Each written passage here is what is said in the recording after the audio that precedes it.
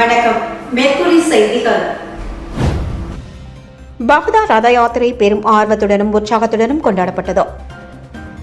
பாண்டிச்சேரி அருகே உள்ள பட்டானூரில் அமைந்துள்ள ஸ்ரீ பூரி ஜெகநாதர் ஆலயத்தில் பகுதா ரத யாத்திரை என்று அழைக்கப்படும் தேர் திரும்பும் திருவிழா நடைபெற்றது. இந்த தேர் திரும்பும் புனிதமான நாள் கடவுள் ஜெகநாதர், சகோதரர் பாலபத்ரா மற்றும் சகோதரி தேவி சுபத்ரா உள்ளிட்டோர் குண்டிச்சா கோவிலில் இருந்து அவர்களின் நிரந்தர வசிப்பிடமான ஜெகநாதர் ஆலயத்திற்கு திரும்புவதை குறிக்கின்றது. பாண்டிச்சேரி உட்கல் சமாஜ் சார்பில் ஏற்பாடு செய்யப்பட்டிருந்த இந்த நிகழ்வில் ஏராளமான பக்தர்கள் ஆர்வத்துடன் கலந்து கொண்டனர். பக்தி பாடல்கள் மற்றும் பாரம்பரிய மேளதாளங்களுடன் ஜெய் ஜெகநாத் என்று கோஷமிட்டபடி பக்தர்கள் மகிழ்ச்சியுடன் கோவிலில் இருந்து அலங்கரிக்கப்பட்ட சுவாமி சிலைகளை தேர் வரை கொண்டு சென்றனர்.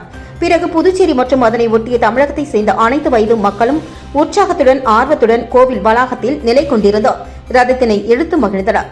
பாண்டிச்சேரி உட்கல் சமாஜின் முக்கிய சேவக் ஸ்ரீ சுபாஷ் சந்திர பரிஜாவின் சேரா பகன்ஹாரா துடைத்தலுடன் பகுதா யாத்திரை துவங்கியது. மங்கள ஆர்த்தி மற்றும் அர்ச்சனையுடன் இந்த நாள் சுபமாக துவங்கியது. மேலும் அதனைத் தொடர்ந்து ஸ்ரீ ஸ்ரீகாந்த் கத்துவாவின் பகண்டி ஊர்வலம் ஒருங்கிணைக்கப்பட்டது. ஸ்ரீ சசிகாந்த் தாஷ் மேற்பார்வையில் ரத இழுத்தல் நடைபெற்றது. ஸ்ரீ சக்ரதாரா பஹாரா மற்றும் ஸ்ரீ பிரதீப் குமார் தே, ஸ்ரீமதி அஞ்சலி தாஸ், ஸ்ரீ புருஷோத்தமம் மற்றும் ஸ்ரீ குலமணி பாணிகிராகி உள்ளிட்டோர் கலந்து கொண்டனர். விழாவை தொடர்ந்து கேளிக்கை நிகழ்வுகள், பிரசாத் செவனும் நடைபெற்றது. பகுதா யாத்திரையில் சாதி, மதம், மொழி வேறுபாடின்றி பல்வேறு பின்னணியில் இருந்து பக்தர்கள் பலர் கலந்து கொண்டனர். ரத யாத்திரை கொண்டாட்டமானது ஜெகநாதருடன் பக்தர்களின் பிணைப்பை வலுப்படுத்துவதோடு மட்டுமல்லாமல் இந்த மகிழ்ச்சி மற்றும் பயபக்தியின் பெரும் திருவிழாவில் பங்கேற்கக்கூடிய பல்வேறு பகுதிகள் மற்றும் பின்னணிகளை சேர்ந்த மக்களிடையே ஒற்றுமை மற்றும் உள்ளடக்கிய உணர்வை வெளிப்படுத்துகிறது. பாண்டிச்சேரி மற்றும் தமிழ்நாட்டை சுற்றியுள்ள பகுதிகளில் வசிக்கும் ஒடியா புலம்பெயர்ந்தோர் தங்கள் மாநிலத்தை விட்டு விலகி இருந்தாலும் ரத யாத்திரையை கொண்டாடிடும் பாக்கியத்தை உணர்ந்தனர். பாஜக என்ஆர் காங்கிரஸ் கூட்டணியில் எந்தவொரு குழப்பமும் இல்லை. 2026 மட்டுமல்ல, அடுத்தடுத்த ஆண்டுகளிலும் இந்த கூட்டணி தொடரும் என்று பாஜக மேலிட பொறுப்பாளர் நிர்மல்குமார் சுரானா கூறியுள்ளார். புதுச்சேரியில் முதல்வர் ரங்கசாமி மற்றும் அமைச்சர்களுக்கு எதிராக பாஜக மற்றும் ஆதரவு எம்எல்ஏக்கள் போர்க்கொடி தூக்கியுள்ள நிலையில் புதுச்சேரியில் பாஜக மேலிட பொறுப்பாளராக நிர்மல்குமார் சுரானா மீண்டும் நியமிக்கப்பட்டுள்ளார். புதுச்சேரியில் அசாதாரண சூழல் நிலவி வரும் இந்த நிலையில் புதுச்சேரி வந்த சுரானா பாஜக தலைவர், அமைச்சர்கள் மற்றும் சட்டமன்ற உறுப்பினர்களுடன் தனித்தனியாக ஆலோசனை மேற்கொண்டார். இதில் அதிருப்தி பாஜக எம்எல்ஏக்கள் பங்கேற்கவில்லை என கூறப்படுகிறது. இதனைத் தொடர்ந்து செய்தியாளர்களிடம் பேசிய சுரானா, பாஜக தேசிய தலைவரிடம் புதுச்சேரி பாஜக எம்எல்ஏக்கள் புகார் ஏதும் கூறியதாக தெரியவில்லை என்றும் மாநில அரசு செயல்பாடுகளை வேகப்படுத்த வேண்டும் என்று தான் கூறினார்கள் என்றும் புதுச்சேரி வளர்ச்சிக்கு மத்திய அரசு கூடுதலாக ஒத்துழைக்க வேண்டும் என்று தான் கூறியுள்ளதாகவும், பாஜக என்ஆர் காங்கிரஸ் கூட்டணியில் எந்த குழப்பமும் இல்லை, 2026 மட்டுமல்ல அடுத்தடுத்த ஆண்டுகளிலும் இந்த கூட்டணி தொடரும் என்றும் கூட்டத்திற்கு வராத அதிருப்தி எம்எல்ஏக்கள் மீது உரிய நடவடிக்கை எடுக்கப்படும் என்றும் தெரிவித்தார். திண்டிவனம் அடுத்த ரெட்டனை திரௌபதி அம்மன் ஆலயத்தில் அக்னி வசந்த பெருவிழாவின் 7ஆம் நாள் உற்சவத்தை முன்னிட்டு மூலவர் சந்தனக்காப்பு அலங்காரத்தில் பக்தர்களுக்கு காட்சி அளித்தார். விழுப்புரம் மாவட்டம் திண்டிவனம் மற்றும் ரெட்டனை கிராமத்தில் அருள்மிகு திரௌபதி அம்மன் ஆலயத்தில் அக்னி வசந்த பெருவிழாவின் முதலாவது நாள் துவாஜாரோகண நிகழ்வுடன் துவங்கியது. 7ஆம் நாள் நிகழ்ச்சியில் அரங்கேற்றமும், அம்மன் பிறப்பும் என்ற ஆன்மீக சொற்பொழிவும் நாடகமும் நடைபெற்றது. இரவு தர்மராஜர் திரௌபதி அம்மன் சமேதராய் மலர்களால் அலங்கரிக்கப்பட்டு மின் விளக்குகளால் ஜோடிக்கப்பட்ட சப்பரத்தில் வீதி உலா காட்சி நடைபெற்றது. இந்த காட்சிகளை திரளான பக்தர்கள் கலந்து கொண்டு தரிசனம் செய்து வழிபட்டனர்.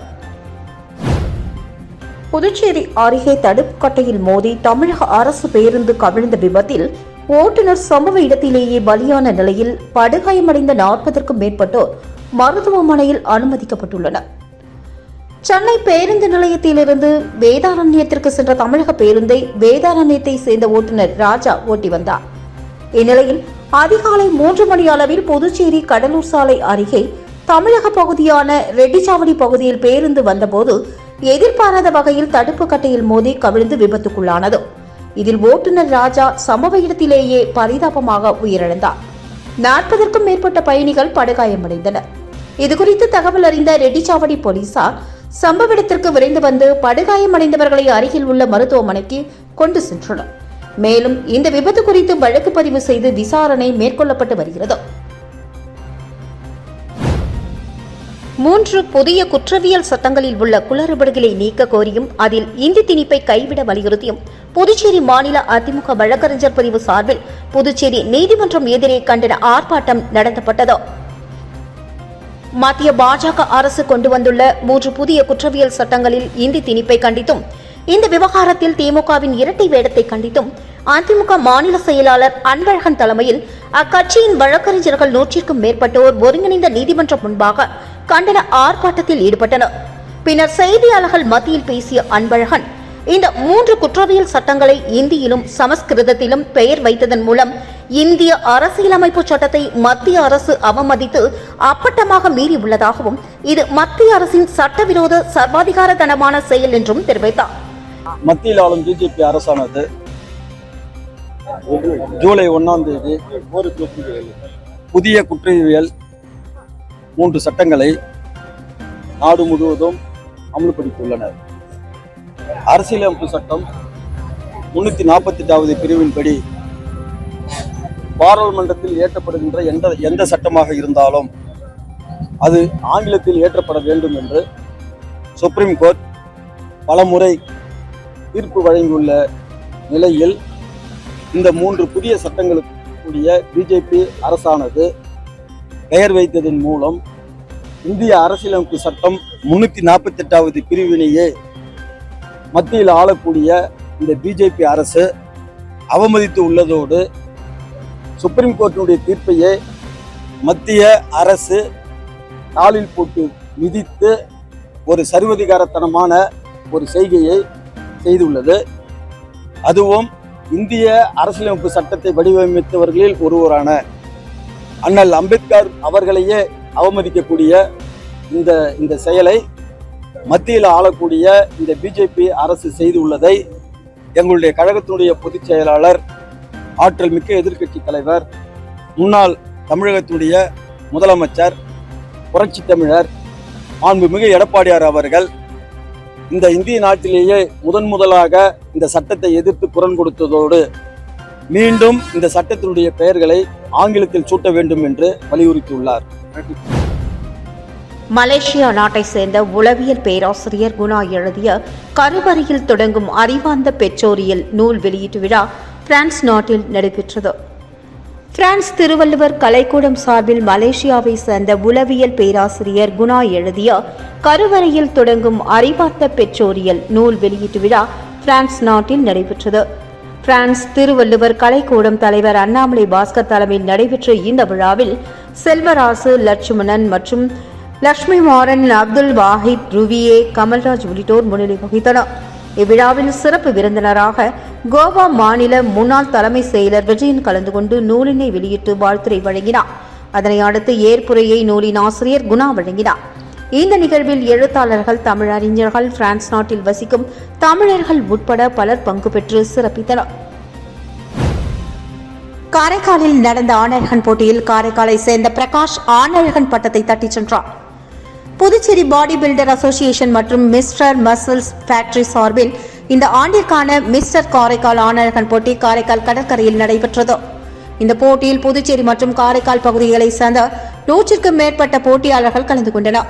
போட்டியானது 6 கட்டங்களாக நடத்தப்பட்டதில் வெற்றி பெற்றவர்களுக்கு ரொக்க பணம் மற்றும் நினைவு பரிசுகள் வழங்கப்பட்டது. மிஸ்டர் காரைக்கால் பட்டத்தையும் முதல் பரிசையும் காரைக்காலை சேர்ந்த பிரகாஷ் தட்டிச் சென்றார். 2வது பரிசை புதுச்சேரியை சேர்ந்த சுரேஷ் வெற்றி பெற்றார். மேலும் ஏராளமான ரசிகர்கள் கடற்கரையில் குவிந்து ஆணழகன் போட்டியை கண்டு ரசித்தனர். காரைக்காலில் ஹஜ் மற்றும் உம்ராவிற்கு அனுப்பி வைப்பதாக கூறி 60க்கும் மேற்பட்டோரிடம் ரூபாய் 5 கோடிக்கு மேல் மோசடி செய்த டிராவல்ஸ் நிறுவனத்திடமிருந்து பணத்தை மீட்டு தர கோரி பாதிக்கப்பட்டவர்கள் காவல் நிலையத்தில் புகார் அளித்துள்ளனர். காரைக்கால் மாவட்டத்தின் நகர பகுதியில் கடந்த 20 ஆண்டுகளுக்கு மேலாக நைனா முகமது என்பவரால் சஹாரா டிராவல்ஸ் என்ற தனியார் நிறுவனம் நடத்தப்பட்டு வருகிறது. இந்த நிறுவனத்தில் கடந்த 2019ஆம் ஆண்டு முதல் தமிழகம் மற்றும் புதுச்சேரி பகுதிகளை சேர்ந்த சுமார் 60க்கும் மேற்பட்ட நபர்களிடமிருந்து ஹஜ் மற்றும் உம்ராவிற்கு அனுப்பி வைப்பதாக கூறி சுமார் 5 கோடி ரூபாய்க்கு மேல் பணமும் அவர்களது பாஸ்போர்ட் உள்ளிட்டவற்றை பெற்றுக்கொண்டு இது நாள் வரையில் பயணம் குறித்து எந்தவொரு தகவலும் தெரிவிக்காமல் இருந்ததாக கூறப்படுகிறது. இந்நிலையில் பணம் மற்றும் பாஸ்போர்ட்டை கொடுத்தவர்கள் பலமுறை வந்து பார்த்தும் டிராவல்ஸ் நிறுவனம் திறக்கப்படாமல் இருந்ததாலும் தொலைபேசியில் தொடர்பு கொள்ளும் பணம் கொடுத்த நபர்களை டிராவல்ஸ் நிறுவன உரிமையாளர் மிரட்டுவதாகவும் குற்றம் சாட்டியுள்ளனர். மேலும் உடனடியாக இழந்த பணத்தை பெற்றுத்தர வேண்டுமென்று காவல்துறைக்கு பாதிக்கப்பட்டவர்கள் கோரிக்கை விடுத்துள்ளனர்.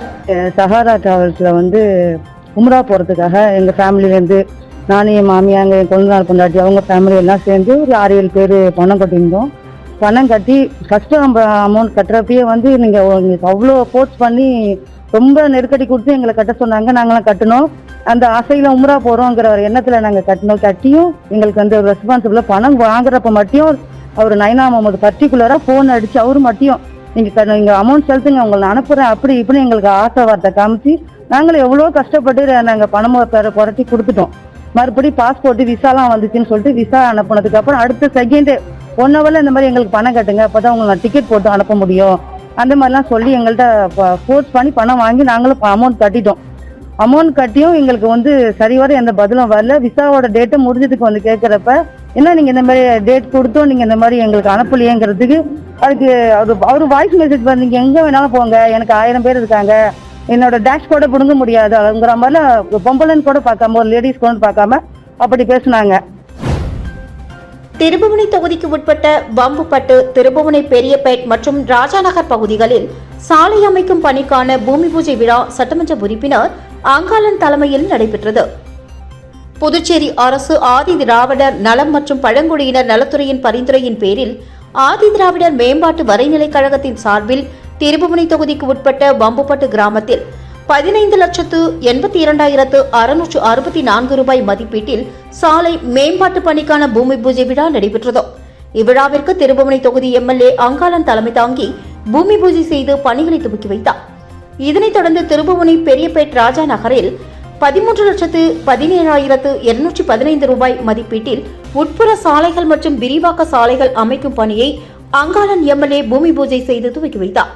இந்த நிகழ்வுகளில் ஆதி திராவிடர் நலத்துறை இயக்குநர் இளங்கோவன், பாட்கோ மேலாண் இயக்குநர் சிவகுமார் மற்றும் துறை அதிகாரிகள் உட்பட பலர் கலந்து கொண்டனர்.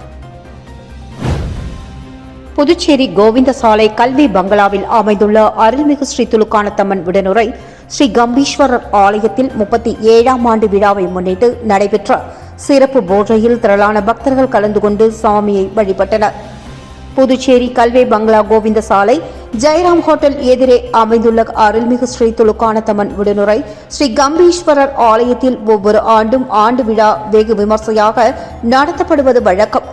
அந்த வகையில் இன்று 37ஆம் ஆண்டு விழாவை முன்னிட்டு சுவாமிக்கு சிறப்பு அலங்காரம் செய்யப்பட்டு மகா தீபாராதனை காண்பிக்கப்பட்டது. தொடர்ந்து 108 தேங்காய் உடைக்கப்பட்டது. இதில் திரளான பக்தர்கள் கலந்து கொண்டு வழிபட்டனர். பின்னர் இந்த பூஜையில் கலந்து கொண்ட அனைவருக்கும் பிரசாதம் வழங்கப்பட்டது. இந்த 37ஆம் ஆண்டு விழா உபயதாரராக ஜெயக்குமார், அனிதா உள்ளிட்டோர் செய்திருக்க இதற்கான ஏற்பாடுகளை ராஜேஷ் உட்பட நிர்வாகிகள் செய்திருந்தனர். புதுவையில் முதுநிலை பல் மருத்துவ படிப்புக்கான தரவரிசை பட்டியல் சுகாதாரத்துறை இணையதளத்தில் வெளியிடப்பட்டுள்ளது. புதுச்சேரி சுகாதாரத்துறை சார்பில் இது தொடர்பாக வெளியிடப்பட்டுள்ள செய்திக்குறிப்பில் மருத்துவம், பல் மருத்துவ படிப்புகளுக்கு நீட் தேர்வு மதிப்பெண் அடிப்படையில் மாணவர் சேர்க்கை நடந்து வருகிறது என்றும் அதன்படி பல் மருத்துவ முதுநிலை படிப்புகளுக்கான நீட் தேர்வு தரவரிசை பட்டியலானது புதுவை மாநில சுகாதாரத்துறையின் இணையதளத்தில் வெளியிடப்பட்டுள்ளது. இந்த பட்டியலின்படி புதுவையை சேர்ந்த மாணவர் சந்தோஷ் அகில இந்திய அளவில் 50வது இடத்தையும் புதுவை மாநில அளவில் முதலிடமும் பெற்றுள்ளார். மாணவி கிருத்திகா 2வது இடத்தையும் மாணவர் வெங்கடேஷ் 3ஆம் இடத்தையும் பெற்றுள்ளனர்.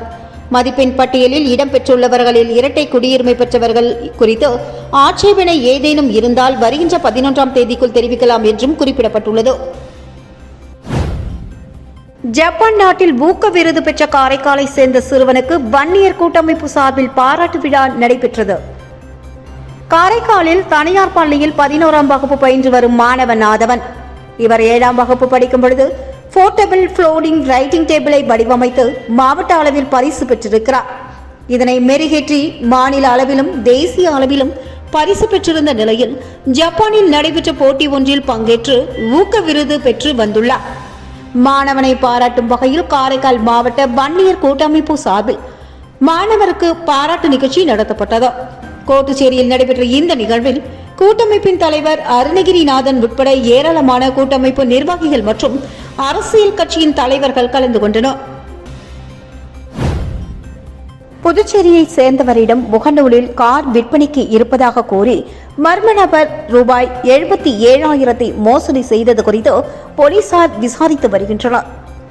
புதுச்சேரியை சேர்ந்தவர் அருண் பாண்டியன். இவர் முகநூலில் பழைய கார் விற்பனைக்கு உள்ளதா என தேடி பார்த்தபொழுது அவரை தொடர்பு கொண்ட மர்ம நபர் பழைய கார் ஒன்று உள்ளதாகவும் அதனை வாங்க முன்பணம் அனுப்பவும் கூறியுள்ளார். இதனை நம்பிய அருண் பாண்டியன் குறிப்பிட்ட வங்கி கணக்கில் ரூபாய் 77,000 அனுப்பி ஏமாந்துள்ளார். மேலும் லாஸ்பேட்டையை சேர்ந்த பிரவீன்குமாரை தொடர்பு கொண்ட மர்ம நபர் ஒருவர் அவரது புகைப்படத்தை அவதூறாக சமூக வலைதளங்களில் பரப்பாமல் இருக்க பணம் கேட்டு மிரட்டியுள்ளார். இதனால் பயந்து போன பிரவீன்குமார் மர்ம நபருக்கு ரூபாய் 10,000 அனுப்பியுள்ளார். தொடர்ந்து மர்ம நபர் பணம் கேட்டதால் இணையதள குற்றப்பிரிவில் புகார் அளித்துள்ளார். இதேபோல் ஏம்பலம் திவாகர் என்பவரிடம் ரூபாய் 6,000, காரைக்கால் ஆகாஷ் என்பவரிடம் ரூபாய் 3,000, புதுச்சேரி இளைஞர் ஒருவரிடம் ரூபாய் 5,000 என 5 நபர்களிடம் மர்ம நபர்கள் மோசடி செய்தது குறித்து இணைய வழி குற்றப்பிரிவு போலீசார் வழக்கு பதிந்து விசாரித்து வருகின்றனர். ஏனமில் உள்ள ஆந்திர முன்னாள் முதலமைச்சர் ஒய்எஸ்ஆர் சிலைக்கு மரியாதை செலுத்த வந்த விவசாயிகளுக்கு புதுவை அரசின் டெல்லி சிறப்பு பிரதிநிதி மல்லாடி கிருஷ்ணராவ் சால்வை அணிவித்து மதிய உணவு வழங்கி கௌரவித்தார். ஆந்திர மாநிலம் காக்கிநாடா அருகே அமைந்துள்ள புதுச்சேரி பிராந்தியமான ஏனம் பைபாஸ் சாலையில் ஆந்திராவின் முன்னாள் முதல்வர் அமரர் ஒய்எஸ்ஆர் சிலை அமைந்துள்ளது. இந்நிலையில் ஒய்எஸ்ஆர் பிறந்த நாளை முன்னிட்டு அவரது சிலைக்கு ஆந்திர மாநிலத்தை சேர்ந்த விவசாயிகள் மாலை அணிவித்து மரியாதை செலுத்த வந்தனர். இதனை அறிந்த புதுவை அரசின் டெல்லி சிறப்பு பிரதிநிதி மல்லாடி கிருஷ்ணராவ் விவசாயிகளை வரவேற்று சால்வை அணிவித்து மரியாதை செய்ததுடன் அவர்களுக்கு மதிய உணவுக்கு ஏற்பாடு செய்து கௌரவப்படுத்தினார். இந்த நிகழ்வில் மல்லாடி கிருஷ்ணராவின் ஆதரவாளர்கள் திரளானோர் கலந்து கொண்டனர். இத்துடன் இந்த செய்தியறிக்கை நிறைவு பெறுகின்றது. நன்றி, வணக்கம்.